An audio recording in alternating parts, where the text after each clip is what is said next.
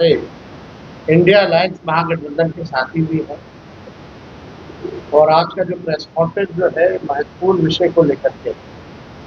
आप सब लोगों को पता होगा कि परसों हम लोग जो है 5 जुलाई को इलेक्शन कमीशन गए थे, वहाँ अपनी बात को हम लोगों ने रखा और मजबूती के साथ जो है जो भी शंकाएं थी, सवाल था, इलेक्शन कमीशन के जो बिहार के जो हेड है उनके सामने हम लोगों ने रखा। लेकिन चिंता इस बात की है कि कोई सवाल का कॉन्क्रीट जो जवाब आना चाहिए, स्पष्टीकरण जो आना चाहिए, क्लैरिटी जो होना चाहिए, वो हम लोगों को अब तक नहीं मिला है। हमारा डेलीगेशन दिल्ली में भी गया, इलेक्शन कमीशन बिहार में भी, पटना में भी हम लोग गए, लेकिन सवाल का जवाब हम लोगों को नहीं मिला। हालांकि आप सब लोग जानते हैं कि पटना का जो इलेक्शन कमीशन है बिहार का, वो निर्णय लेने योग्य नहीं है, उनको अधिकार नहीं। वो केवल जो है पोस्ट ऑफिस जैसा काम करते हैं, हमारे सवालों को दिल्ली भेजा, यानी दिल्ली में जो बैठे इलेक्शन कमिश्नर्स हैं, अब तक ऐसा क्यों नहीं हुआ कि विपक्ष के सवाल को जनता के सवाल आकर एक बार ये जो प्रेस कॉन्फ्रेंस करके सारी बात को स्पष्ट कर देते, क्लियर कर देते, कोई कंफ्यूजन नहीं रहता। लगातार आप सभी मीडिया के लोग जो है जनता के बीच जा रहे हैं और जनता का यही कहना कि हमारे पास जो 11 डॉक्यूमेंट जो मांगेंगे वो डॉक्यूमेंट नहीं है, हमारे पास आधार कार्ड है, हमारे पास राशन कार्ड, हमारे पास मनरेगा खाते, यही बिहार के गरीबों के पास उपलब्ध है। यानी स्पष्ट है कि जिनका 11 दस्तावेजों में से नहीं होगा उनका जो है नाम बंद है। 6 जुलाई यानी कल इलेक्शन कमीशन ने फेसबुक पे और अखबारों में एडवर्टीजमेंट निकाला, उस पर भी हम लोग आएंगे अपनी बात को रखते हुए। लेकिन चुनाव आयोग एक दिन में 3 अलग अलग दिशा निर्देश जारी करता है, यानी चुनाव आयोग खुद ही कंफ्यूज है। तभी एक दिन में जो है 3 अलग अलग दिशा निर्देश जो है जारी किए, और जो विज्ञापन, फेसबुक पोस्ट और आधिकारिक आदेशों में आप देखेंगे विरोधाभास पर स्पष्टीकरण की मांग।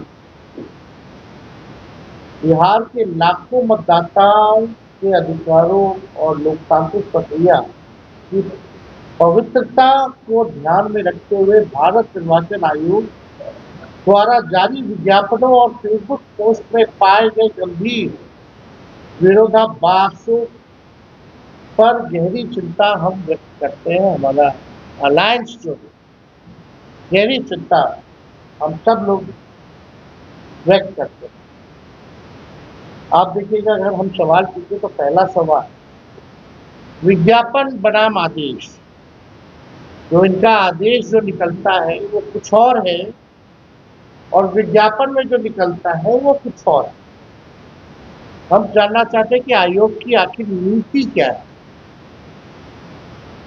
भारत निर्वाचन आयोग ने कल बिहार में समाचार पत्रों में पूर्ण पृष्ठीय विज्ञापन प्रकाशित किया है, जिसमें कहा गया है कि यदि दस्तावेज और फोटो उपलब्ध नहीं है तो भी गणना प्रपत्र भरकर बीएलओ को दें। इसमें चुनाव आयोग के दोनों बातें कही गई। अब हम दिखाएंगे आपको एक न्यूज़पेपर जो है,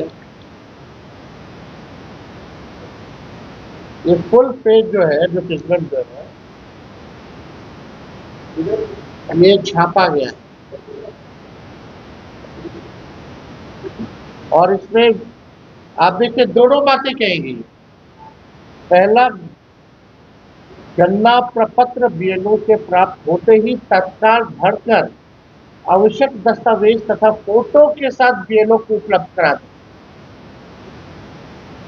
यदि आवश्यक दस्तावेज तथा फोटो उपलब्ध नहीं हो तो सिर्फ गणना प्रपत्र भरकर बीएलओ को उपलब्ध करा दें। यानी इनके खुद के ही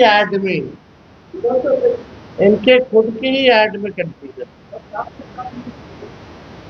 और ये ऐड और इनका आदेश जो है उसमें और भी अंतर है, विरोधाभास है। तो आप समझ सकते हैं कि क्या स्थिति जो है बनी हुई है। ये बात निर्वाचन आयोग के पूर्व आदेश दिनांक 24 जून 2025 से स्पष्ट रूप से अलग है, जिसमें 11 निर्धारित जो दस्तावेज जो है वो मांगे गए। अब 24 जून का 2025 का आदेश जो है और ये ज्ञापन में कितना भारी अंतर है वो भी हम लोगों के पास है। जो नोटिफिकेशन आप लोगों को स्क्रीन पे भी दिखाएंगे, बाद में आप लोगों को उपलब्ध भी करा दिया जाएगा। कल चुनाव आयोग के आधिकारिक फेसबुक अकाउंट पे फेसबुक पोस्ट की विरोधाभासी श्रृंखला, यानी ये अलग अलग हमारे पास चुनाव आयोग का जो है फेसबुक पे पोस्ट,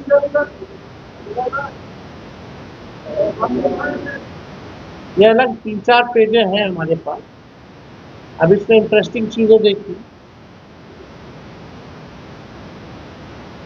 6 जुलाई को आयोग के बिहार कार्यालय द्वारा 2 फॉर्म है, फॉर्म 6 अभी भी इसमें आधार कार्ड इंक्लूडेड है, लेकिन बिहार में इसको एक्सक्लूड क्यों किया गया? ये आज तक अभी तक का नोटिफिकेशन है, पढ़िए। आधार कार्ड यानी PAN card, driving licence, age और डेट ऑफ बर्थ रिलेटेड, ये अभी भी जो है आप देख सकते हैं स्क्रीन पे कि अगर आप फॉर्म 6 गूगल करके इलेक्शन कमीशन का आप निकालेंगे तो अभी भी आधार कार्ड इनके गाइडलाइन में, इनके नोटिफिकेशन में इंक्लूड है। अब सवाल खड़ा होता है, और राज्यों में आधार कार्ड चलेगा, बिहार में आधार कार्ड नहीं चलेगा? ये तो बड़ा सवाल, ये तो खुद ही कंफ्यूजन पैदा कर रहा है। आप जो है एक तरफ बिहार में जो फॉर्म बांट रहे उसमें आधार, जॉब कार्ड, राशन कार्ड हटा दिए, लेकिन अपने गाइडलाइन में से नहीं हटाए। ये तो बड़ा चुनाव आयोग कंफ्यूज है, क्या करना चाह रहा है भाई चुनाव आयोग?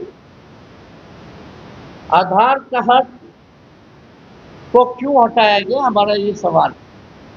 यदि जनप्रतिनिधित्व अधिनियम अथवा संविधान में ऐसा कोई स्पष्ट प्रावधान है तो 11 दस्तावेजों की सूची किस प्रक्रिया से तय हुई है?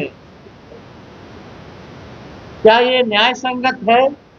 ये सवाल जो है हम लोग पूछना चाहते हैं निर्वाचन आयोग। निर्वाचन आयोग जैसी संस्था की साख पर सवाल उठ रहा है। लोकतंत्र के लिए ये खतरे की घंटी है। हम लोगों की मांगे हैं। पहली मांग, भारत निर्वाचन आयोग तत्काल इस संबंध में स्पष्ट लिखित और आधिकारिक आदेश जो है जारी करें। दूसरा, किसी भी विज्ञापन या फेसबुक पोस्ट की जगह राजपत्र अधिसूचना या सार्वजनिक प्रेस नोट के माध्यम से नीति बताई जाए।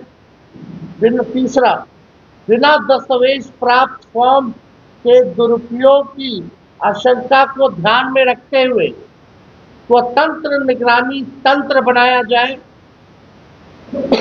चौथा, मतदाता नामांकन हटाने की प्रक्रिया में पूर्ण पारदर्शिता और राजनीतिक निरपेक्षता सुनिश्चित हो। पांचवा, आयोग विपक्ष एवं जनता द्वारा उठाए जा रहे सवालों, शंकाओं, शिकायतों और गंभीर आरोपों का बिंदुवार जवाब दे। आयोग इसकी निष्पक्ष जांच कराए और किसी प्रकार की राजनीतिक मिलीभगत को रोकने के लिए कठोर कदम जो है आयोग उठाए। पांचवा, बिहार में 4 करोड़ से अधिक निवासी अन्य राज्यों में स्थायी और अस्थायी रूप से कार्य करते हैं। क्या 18 दिन बचे हैं? हम 18 दिनों में अपना सत्यापन जो है वो करा लेंगे? क्या सरकारी स्तर पर उन्हें बिहार लाने की कोई योजना की गई है, अथवा उनके वोट को काटने का उद्देश्य है केवल उनका, जो बाहर रहते हैं? धान रोपनी का समय है, बारिश और बाढ़ का समय है, कहाँ से हो पाएंगे टाइमिंग पे? तो सब लोगों का सवाल है। नंबर 6, हम लोग चाहते हैं कि निर्वाचन आयोग डैशबोर्ड ऑनलाइन जो है कौन से विधानसभा वाइज कितना सत्यापन हुआ है, एवरी डे हर दिन जो है सार्वजनिक करे कितना दिन जो है लोग सत्यापन किए। विधानसभा वाइज जो है ये करना चाहिए, लाइव रियल टाइम अपडेट देना चाहिए विधानसभा वाइज। 7वां, निर्वाचन आयोग ने बताया कि प्रत्येक बीएलओ के साथ 4 उनके साथ जो है सपोर्ट में जो है सहयोगी जो है दिए गए, स्वयंसेवक लगाए गए। हमने पूछा है कि वॉलंटियर्स कौन है और इनका चयन का मानदंड क्या है, क्या वो सरकारी कर्मचारी हैं अथवा अन्य लोग, यानी स्वयंसेवकों की भी सूची प्रकाशित करें ताकि सभी लोग उनका सत्यापन कर सके। अब ये सवाल उठता है, पहले जब इलेक्शन कमीशन जब नोटिफिकेशन निकाला तो इसमें 1 लाख लोग जो हैं, पहला ये दिनांक 28/6/25 का है नोटिफिकेशन, इसमें बोला गया कि 1 लाख लोग लगाए गए। चलिए, ये नोटिफिकेशन 28 तारीख का है, 28/6, और ये है 3/7 का, यानी ठीक 5 दिन बाद इसमें है कि 4 लाख लोग लगेंगे। अब मेरा सवाल है कि ये जो वॉलंटियर रूप से जो कर रहे हैं उनका मापदंड क्या रखा है, ये सरकारी है या गैर सरकारी लोग जो वॉलंटियर्स हैं, और इनकी सूची जो है वो जो है ऑनलाइन इलेक्शन कमीशन को डालना चाहिए ताकि सत्यापन में लोगों को दिक्कत ना हो, लोग जाने तो आखिर कौन लोग हैं जो मदद कर रहे हैं और इसका मापदंड क्या रहा है, कैसे चुनाव आयोग ने चयनित किया है। और ठीक जो है कुछ दिन बाद ही अपना गाइडलाइन बदल देते हैं, पहले लगाते हैं 1 लाख, फिर 4-5 दिन बाद लगाते हैं 4 लाख, यानी खुद ही कंफ्यूजन है।